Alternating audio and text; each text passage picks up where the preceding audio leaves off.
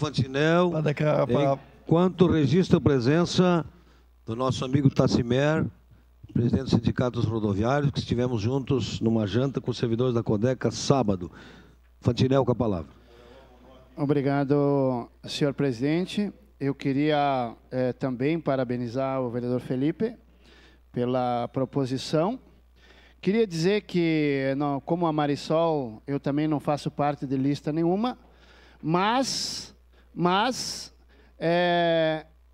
não posso deixar de dizer que o governador Sartori será sempre nosso eterno governador, né? Foi um ótimo prefeito em Caxias do Sul, principalmente para o interior.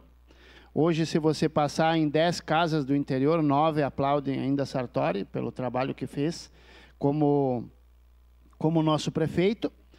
E queria dizer que eu não tinha, digamos assim, afinidades com ele, não tinha proximidades com ele, e tive a oportunidade de trabalhar, então, sim, junto com ele, em 2018, quando que eu, então, era presidente do PSL em Caxias do Sul, coordenador da campanha do presidente Jair Bolsonaro, aonde que a gente montou junto os cartazes, então, né, do Sartonaro, que apoiava o presidente Jair Bolsonaro, e os dois têm o mesmo alinhamento, pensam de forma igual no que se diz respeito a Deus, pátria e família, e isso me deixa muito orgulhoso de dizer sim, vou votar favorável para esta homenagem.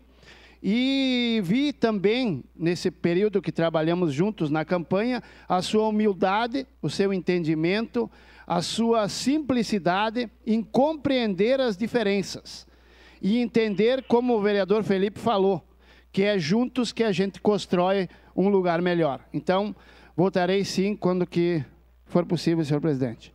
Obrigado. Próximo vereador inscrito.